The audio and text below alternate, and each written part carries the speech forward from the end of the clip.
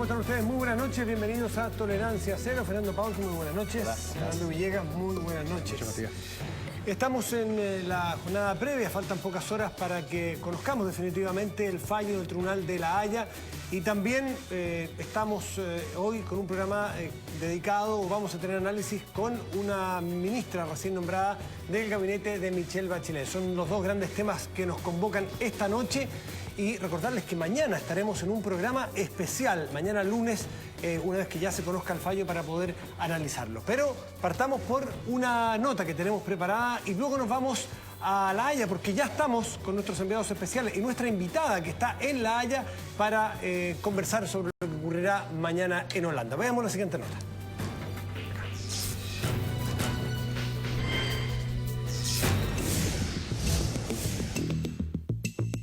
En solo horas conoceremos la decisión de la Corte Internacional de La Haya sobre la demanda que Perú presentó el año 2008, petición peruana que se enmarca en 3 puntos.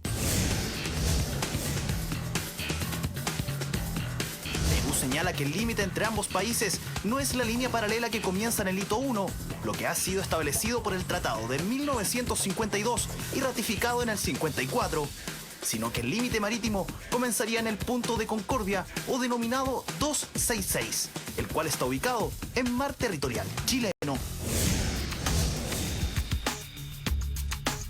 Desde el punto 266 se proyecta una línea equidistante que se extiende hacia las 200 millas marinas. Esto implicaría que Perú se haría de 38.554 kilómetros cuadrados de mar, que hoy es parte del mar territorial y de la zona económica exclusiva de Chile.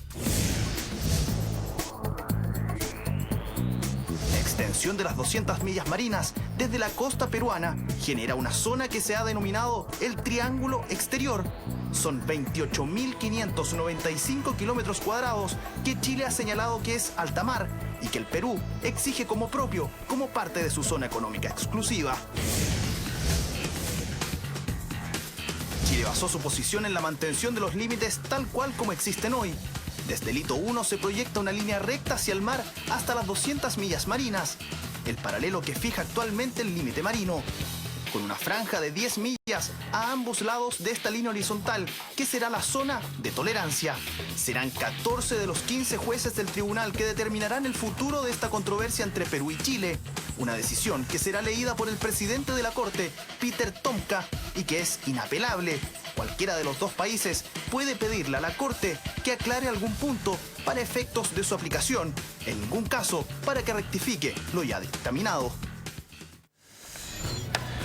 Bueno, ahí está la explicación somera, lo básico que tenemos que entender para mañana seguro. Y decían los expertos que el fallo no va a ser tan fácil a buenas y a primeras de entenderlo, sino que va a ser necesario, más allá de la traducción, una explicación quizás sobre un mapa, porque no va a ser todo o nada. Puede haber matices y en distintas alternativas que incluso que pide el Perú.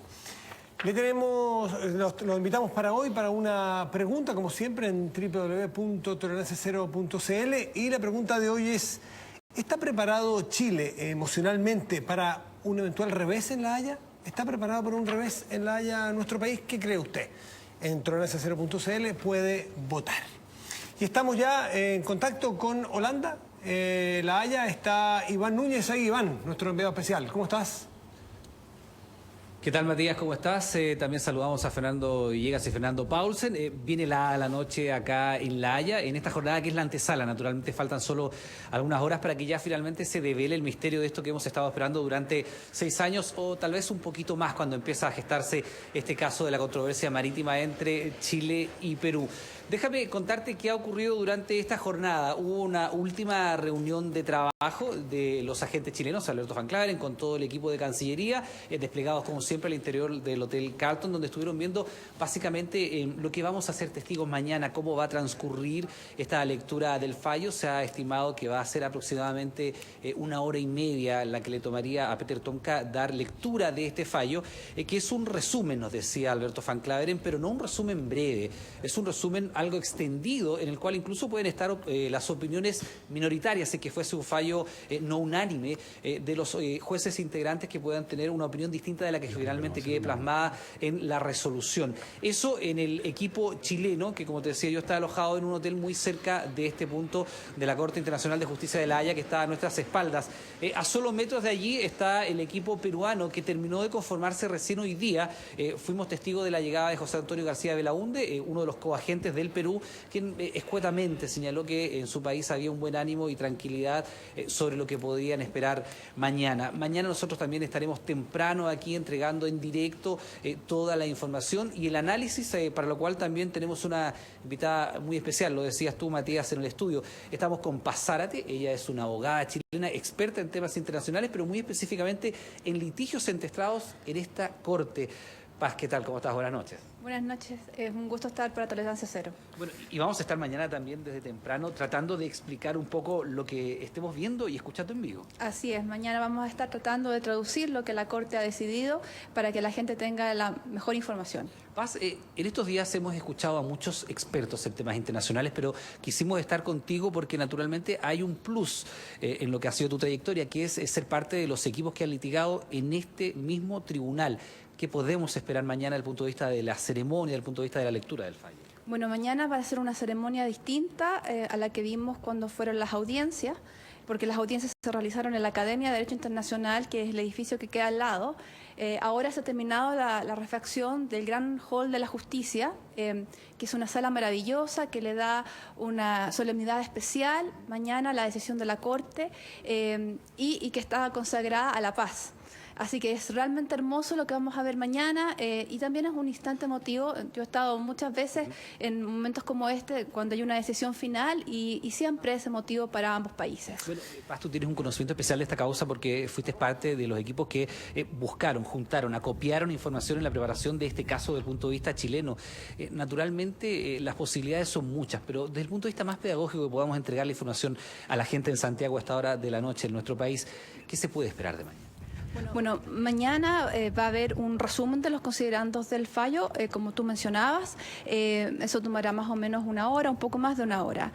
No es toda la decisión que se lee porque es larguísima y muy detallada en cuanto al derecho. Después hay una parte final en la cual se lee la decisión de la Corte.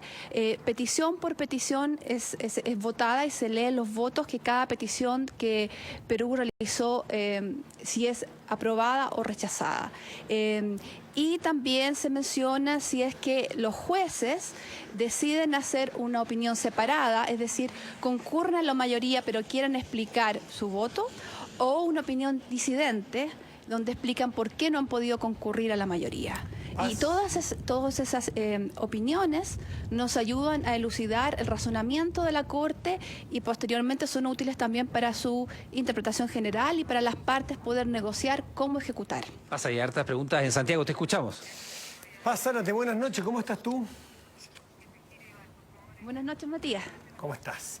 Bueno, tú dices que has estado muchas veces, te ha tocado litigar, Paz es chilena, en este caso trabajó en algo en el caso chileno, pero ha trabajado en muchos otros casos allí, experta en Derecho Internacional, y me gustaría que a partir de esa experiencia acumulada nos dijeras cuántas veces has visto tú que los fallos, voy a decir algo que un experto quizás se va a enojar, pero ¿cuántas son apegadas a derecho 100% y cuánto tienen de políticas estas decisiones? Porque conversando on the record o off the record con los especialistas chilenos, te dicen que tienen mucha confianza en lo que el derecho le asiste a Chile, lo que está defendiéndose, es el statu quo de la situación actual entre los dos países, pero hay algunos que te expresan algún margen de temor a que haya una maniobra, no una maniobra, porque haya una consideración también política, porque lo que acabas de decir tú, lo que se busca también es la paz.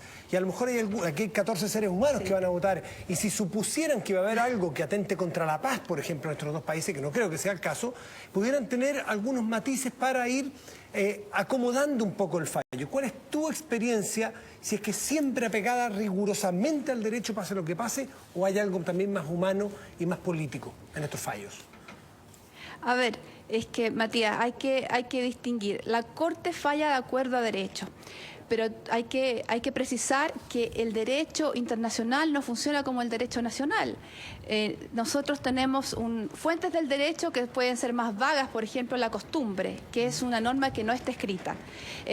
Por lo tanto, hay una gran labor interpretativa Dentro de esa labor interpretativa hay creación, hay una consideración de muchos elementos y también deben los jueces considerar muchas circunstancias que las partes han hecho como han integrado el proceso, han considerado su historia, han considerado las circunstancias geográficas y sociales de las áreas en cuestión.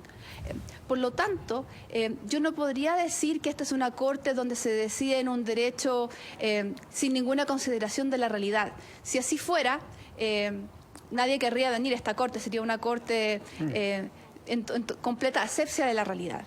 Esta es una corte que considera el contexto, pero ciertamente tiene que fallar en derecho, y el derecho, como yo te explicaba, es un derecho, quizás podemos decir que es más elástico que el derecho nacional, que tienen unas fuentes más certeras, pero sí son fallos, son siempre jurídicos, los razonamientos son siempre jurídicos. Yo he leído muchos fallos, cualquiera los puede leer, están en internet, y esos fallos los considerando son jurídicos y no políticos. Perfecto. Fernando Villegas quiere preguntarte, Paz. Buenas noches, Paz. Dos cosas. Buenas noches, Fernando. Una es sobre la base de lo que acabas de decir.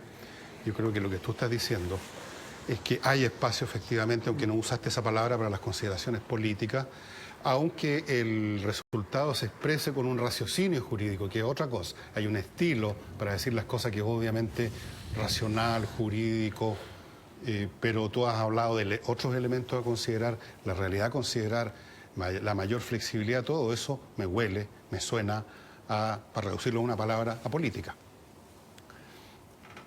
Paz. ¿Y tú quieres que comente sobre eso? Absolutamente. Bueno, la Corte Jurídica, lo que te quiero explicar es que los jueces están conscientes del contexto en el cual las disputas están insertas. Los jueces tienen una gran formación jurídica, pero junto con eso hay varios de ellos que han sido ministros de Relaciones Exteriores o altos funcionarios en sus gobiernos.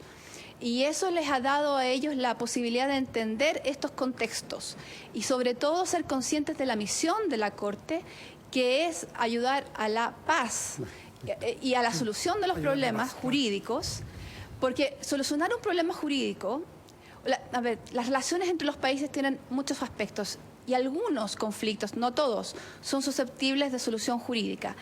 Esos conflictos jurídicos pueden tener una solución, y cuando se encuentra una solución jurídica a un problema jurídico, sucede, en la mayoría de los casos, que la relación entera entre los países mejora.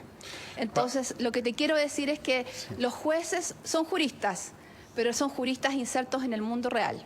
Bueno, Paz, yo creo que a buen entendedor está clara la cosa. Y te quiero hacer una segunda pregunta, después sigue mi tocayo acá. Estamos directo desde La Haya con Paz Zárate y Iván Núñez, nuestro enviado especial aquí en Tolerancia Cero. Fernando. Entrando ahora a lo puramente jurídico, sobre la base de que Chile es signatario del Pacto o Tratado de Bogotá, no sé cuál de los dos nombres tiene, ¿significa esto que a partir de que nosotros sigamos en esa situación, cualquiera nos puede arrastrar a una corte? O sea, en este momento, por ejemplo, ya pensando a futuro, porque lo de Perú está ya, es cosa juzgada, solo que no la sabemos. Ya está estampillado, fichado, envuelto en un sobre, mañana la vamos a ver. Pero viene Bolivia. Bolivia inventó un artefacto que llamó los derechos expectaticios, que es una de las invenciones más bizarras en el derecho, creo yo, internacional de todos los tiempos, desde Moisés en adelante, por lo menos. Entonces, pero el hecho de que como somos signatarios, es probable que nos lleven, si es que no nos llevaron ya, a la Corte de La Haya, y mañana puede venir otro a hacer la demanda que se le ocurra, y una vez más, como estamos en un pacto como este, vamos a tener que ir a la Corte. Y como las Cortes hacen lo que tú dices, toman en cuenta los contextos, no se les olvida el tema de la paz, va a resultar que Chile, voy a poner una situación hipotética, lo pueden ir cortando pedazos como un salame, a rodaja, porque en todas las oportunidades para evitar un conflicto, como decía Matías, para promover la paz, se le va a dar siempre una pequeña fracción al demandante. Eso es una sensación que tienen muchos chilenos, y me gustaría saber hasta qué punto el Pacto de Bogotá nos amarra a esa situación, nos pone en ese carril. Bueno, yo creo que no hay una sola opinión respecto a lo del Pacto de Bogotá, permanecer en el Pacto de Bogotá. Yo creo que es una discusión que podemos tener después que tengamos el fallo. Si tú me preguntas mi opinión personal, yo creo que pertenecer a un mecanismo regional de solución de controversias es algo positivo. ¿Por qué creo eso? Yo creo que nunca es agradable ser el demandado. Siempre es caro, tienes que defenderte aunque seas inocente, tienes que invertir recursos y es un proceso largo, pero creo que aún siendo el demandado hay una ganancia, que es la certeza jurídica. Creo que tener un mecanismo al cual los estados pueden acudir es positivo y así fue evaluado por lo demás por varias décadas cuando Chile decidió suscribir el pacto, ratificarlo, depositar la ratificación. Todos esos gobiernos, a través de desde la década de los 40 para adelante, operaron reflexionando acerca de los beneficios que tiene no solamente poder demandar, sino también la circunstancia de ser demandado. Ser demandado es el precio que hay que pagar por tener un mecanismo que es asequible a todos. Y por lo demás, incluso si nos saliéramos del Pacto de Bogotá, eso no nos deja libre de esta Corte, porque Chile es suscriptor de muchos otros tratados que contienen una cláusula que le da jurisdicción a la Corte. Por ejemplo, en el caso de Colombia, cuando Colombia se retiró del Pacto de Bogotá, se realizó un conteo de los otros tratados que contenían cláusula que le otorgaba jurisdicción a la Corte y se evaluó que eran alrededor de 100. Yo no creo que en el caso de Chile sean menos. Por lo tanto, si alguien piensa que salirnos del Pacto de Bogotá significa no regresar a esta Corte en ocasión alguna, eso no es así. Así que para mí integrar mecanismos de solución de controversia es el precio de ser un miembro activo de la comunidad internacional, Fernando Paulsen, ya sea como demandante o como demandado. Paz, te habla Fernando Paulsen, ¿cómo estás? Hola, Fernando. Hola, mira, tú mencionaste, o sea, en la nota nosotros mencionamos al principio que los jueces tenían que responder a 3 peticiones de Perú. Quizás hay mucha gente que no sabe que en realidad Perú tiene 3 peticiones en este fallo. No tiene una sola petición y me gustaría que si las puedes explicar y qué es lo que están pidiendo de tal forma que todos sepamos exactamente de qué se va a definir. Muy bien. Bueno, Perú ha construido un caso de manera inteligente. Yo creo como resultado de haberlo meditado largos años a través de distintos gobiernos y buscando mucha asesoría distinta. El caso principal consiste en decir que los acuerdos que han sido firmados por Chile, Perú y Ecuador, esos acuerdos de la década del 50, que son 2, son solamente acuerdos que se hicieron de manera transitoria y son solamente acuerdos que conciernen materias pesqueras, que por lo tanto no tienen efecto de delimitación y por lo tanto la Corte tiene que hacer una delimitación, en este caso para la zona entre Perú y Chile. Ese es el primer pronunciamiento que hace Perú. El segundo, si no recibe eso por parte de la Corte, si es rechazada la petición de hacer una delimitación porque la que hay no existe, en el caso que le vaya mal y el paralelo sea confirmado como el límite entre Chile y Perú, entonces, como compensación, de alguna manera de compensar el ángulo que no favorece a Perú, Perú pide un triángulo en alta mar, que son aguas internacionales, no son aguas chilenas. Por lo tanto, si la Corte le diera eso a Perú, Chile no experimenta pérdida. Y la tercera petición es un ajuste del punto en donde comienza el límite marítimo. Y eso consiste en desplazar el actual punto de inicio, que fue un punto acordado conjuntamente por Perú y Chile, el hito número 1, a un punto que Perú sugiere es otro punto llamado punto Concordia o punto 266. Si la Corte diera eso, otorgara eso a Perú, eso significa desplazar 300 metros el punto donde comienza el límite. Esas son las 3 peticiones. Ahora, perdón, Paz, en el caso de que fuera lo último, si no se le concede lo primero, no se le concede lo segundo, se le concede lo último, eso inevitablemente haría que se formara ahí un triangulito terrestre pequeño que eventualmente tiene que resolverse también, ¿o no? En tierra. En tierra. Sí, Sí, habría una situación extraña si se produce ese desplazamiento, pero también Chile tiene un buen argumento al respecto que la frontera terrestre fue fijada por un tratado en la década del 20, por lo tanto anterior al Pacto de Bogotá, y en ese aspecto Chile alega la incompetencia de la Corte para poder pronunciarse sobre este punto, lo cual es un argumento bastante fuerte respecto a la incompetencia de la Corte. Por último, Paz, ¿qué es lo que tú crees que va a ser el fallo? Tu tincada. La pregunta del millón. Fernando, yo no tengo ninguna idea preconcebida respecto al fallo, ninguna. Pero lo que yo sí puedo hablar ha sido de mi experiencia, conociendo la evidencia en detalle de este caso, conociendo a los litigantes, de muy cerca a los litigantes tanto de Perú como Chile, y habiendo seguido de cerca el desarrollo de este caso por muchos años, yo estoy satisfecha del nivel de la defensa chilena, de la evidencia en la cual se apoya, y me gustaría que el país estuviera tranquilo.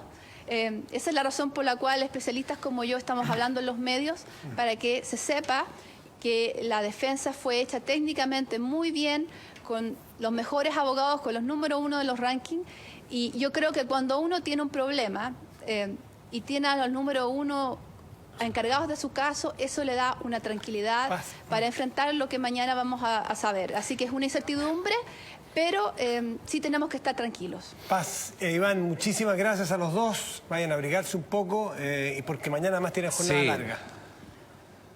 Bueno, vamos a estar con Paz mañana desde temprano, porque no solo aquí lo importante es poder escuchar en vivo, por supuesto, lo que va a ser la lectura del fallo, sino que también ir precisamente haciendo lo que Paz hace en su calidad de experta, que es ir explicando minuto a minuto qué significa exactamente para hallar esa tranquilidad que todos necesitan en el país para resolver de buena manera este conflicto que ya se extiende por más de 6 años. Paz. Eso es desde La Haya, la voz experta de Paz Zárate. Ustedes se quedan allá en el estudio, por supuesto, con Tolerancia Cero. Y mañana en la noche todo el análisis con ustedes también. En un Tolerancia Cero especial.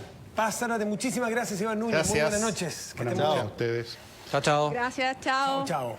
Bueno, seguimos aquí tratando yo creo que me gustaría que nos hiciéramos cargo de la propia pregunta que le hacemos y que invitamos nosotros a nuestros telespectadores a responder. Si es que psicológicamente o emocionalmente la población, el país en general, está preparado para algún revés, de cualquier tipo, de 1 a 10, o sea, un 0%, un 0,1 a 100%, que no va a ser el caso, esperamos. Pero ¿estamos preparados, ustedes creen? ¿Cómo olfatean? Yo quisiera plantear ese tema de acuerdo a lo que planteó Fernando sobre la evaluación del fallo para decidir si se sigue o no se sigue en el Pacto de Bogotá, que es una arista distinta.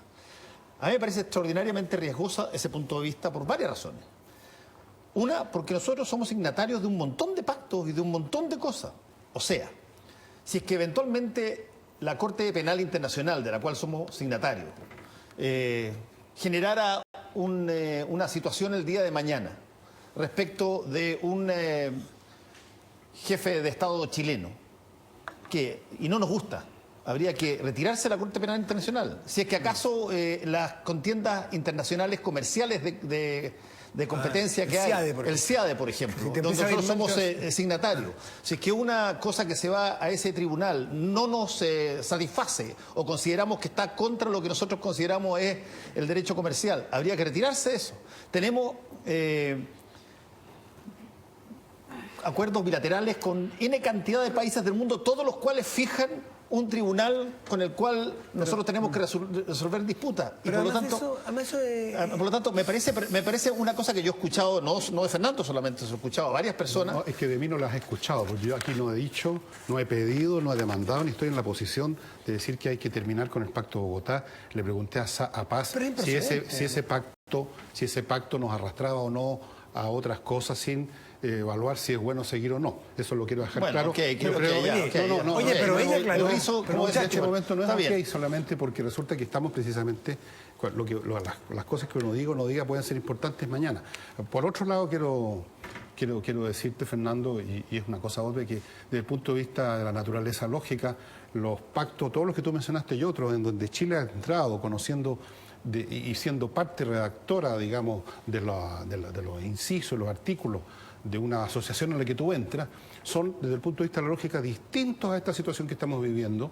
No tienen nada que ver unos con otros. Pero además no tienen nada que ver. El hecho que sean... Por eso que yo cité solamente, por eso que yo cité solamente tribunales. Sí, pero un momento, Fernando, pero es que en la práctica lo que nos acaba de decir Pazárate es tirar más por la borda, porque si nos salimos del Pacto de Bogotá para evitar un eventual problema con Bolivia, no solo perdemos prestigios, parecemos los picados, pensamos que no tenemos con qué defendernos, sino que además no tiene ningún efecto práctico porque, dice el caso de Colombia, hay más de 100 acuerdos de otro tipo que los llevarían a la misma corte. Pero no solo Bogotá. Entonces, yo creo que esa voz... Yo creo, porque eso lo planteó en un momento dado Jorge Tarud, lo planteó Beat Moreira, mira tú, hay dos personas preclaras dando ideas. Y lo que apunta a lo siguiente: nosotros no podemos tener todos los beneficios que queramos de las relaciones internacionales y ninguno de los perjuicios. O sea, nosotros queremos ser miembros del Consejo de Seguridad de Naciones Unidas. Pero si es que nos va mal en el fallo, la Corte Internacional de Naciones Unidas tenemos que decirle que no, ahí nos retiramos del Pacto de Bogotá que nos obliga a esa situación, pero sin embargo queremos seguir siendo miembros del Consejo de Seguridad. Me parece a mí que está un poquito demasiado tarde. Entonces, además es no creer que tienes el derecho contigo. Si tú no validas primero, si tú crees que un tribunal no va a afectar...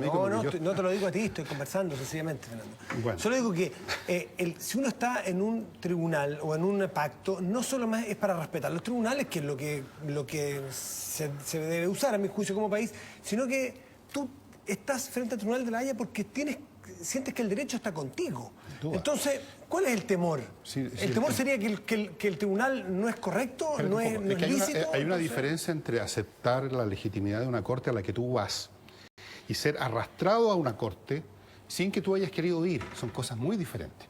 Pero además quiero decirte otro punto que hay que tener un poquito cuidado. Yo creo que hay que tener un poquito cuidado. No es lo mismo, digamos, yo voy a una corte a discutir contigo un tema. Que demandante. Y no que me lleven de la rastra a la corte porque hice otro trato en virtud del cual tengo que ir a la corte que tú me quieras llevar.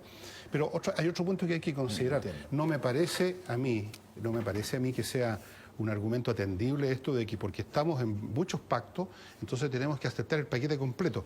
Yo creo que las naciones, y lo demuestra la historia entera de este siglo, o del siglo XX, como las personas eligen lo que les conviene y lo que no les conviene, entran y salen de distintas situaciones, no funcionan con el blanco y negro. Si voy aquí, voy con todo el paquete completo. Si me salgo todo el paquete. Pero ¿quién está hablando de un paquete completo? Lo que yo estoy diciendo, y fui uno por uno, más aún, para que no pareciera paquete completo. Uno por uno para que no pareciera paquete completo, fui uno por uno. Corte Internacional, el SEADE, la situación de la Corte Penal Internacional. Cada uno de esos, uno ha firmado. Ahora, si es que cada uno lo va a poner en juicio porque eventualmente es llevado y porque pierde, entonces yo creo que ahí lo que debemos plantear es cuando nos someten a un juicio, esa cosa por lo menos, si es que se hizo, nosotros no la conocimos, la deliberación de si aceptar o no aceptar la competencia de la Corte Internacional de la Haya para tratarnos, de hacer el alegato de si que era o no era idóneo el tribunal para ver el caso de Chile-Perú, esa se debe haber hecho públicamente o transparentemente, si se quisiera, cuando correspondía, que fue cuando nos presentan la demanda el año 2008, y no se hizo. Ahora, no hemos respondido brevemente que sea cada uno la pregunta de cómo ve, cómo siente, cómo olfatea la temperatura del país para enfrentar mañana un fallo eventualmente en una parte adverso, en una parte aunque sea, que alguna de las peticiones, con perder 1 centímetro, ¿estamos emocionalmente preparados por un revés, ustedes creen o no?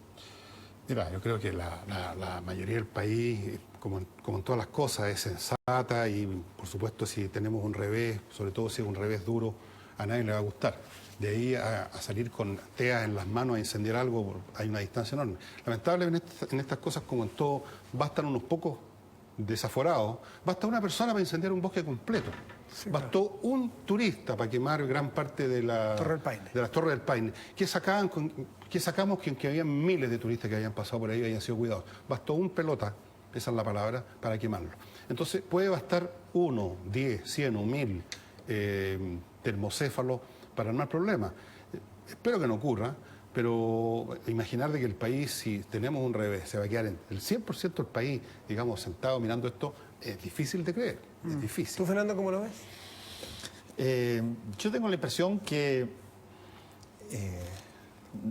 no mucha gente sabe exactamente qué está en juego. Yo creo que, y que eso nos perjudica desde el punto de vista psicológico, si tú quieres, porque creo que la gente piensa que hay mucho más en juego de lo que efectivamente hay en juego.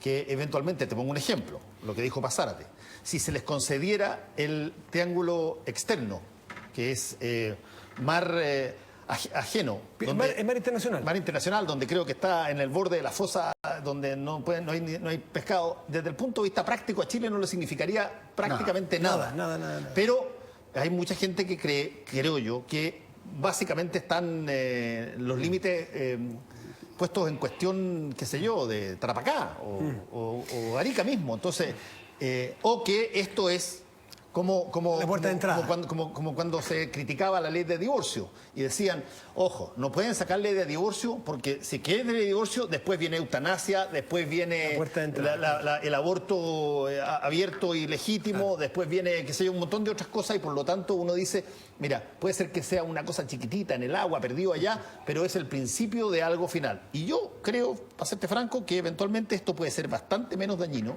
cualquiera sea la situación que haya, y va a depender mucho, tanto del presidente Piñera como de la presidenta Bachelet, que definan con Perú que esto termine los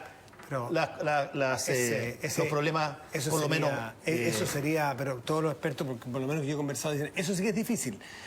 Ok, pase lo que pase mañana, aunque perdamos un poco, firmemos aquí que esto es lo último, que aquí se acabó todo. Eso no va a pasar. Eso es muy difícil, que alguien te firme eso. Está bien. Verbalmente. No es necesario firmarlo. En la historia, no, sí es necesario. Mira tú que el 99 con Fujimori y con Frey de presidentes se hizo un acuerdo y se sacaron las fotos y las manos en alto que en tierra estaba todo limitado. Y ahora se desconoce eso. A tanto punto no es necesario firmarlo, que nosotros estamos postulando que tenemos un tratado sobre la base de algo que firmó Perú, Ecuador con Estados y Unidos Chile, como garante. y Chile como garante, y tenemos el tratado, nosotros lo consideramos un tratado. El del 52. Claro, el 52 y después el refrendado siguiente, y sin embargo Perú dice no. Sí, porque dice que no es tratado, dice que es un acuerdo. Por lo tanto, la firma no es tan importante como mínimos dosis de seguridad de que esto no es el primer paso de una cadena de petición. Mañana tendremos un Torneo Necesario especial a la hora después de las noticias con más invitados. Ya vamos a conocer el fallo, vamos a verlo entendido y vamos a tener analistas aquí. Ahora vamos a hacer una pausa, a la vuelta estará con nosotros la senadora hasta el 11 de marzo, no sé qué día tiene que, si ese mismo día renuncia, y la futura ministra secretaria general de la Presidencia, Jimena Rincón.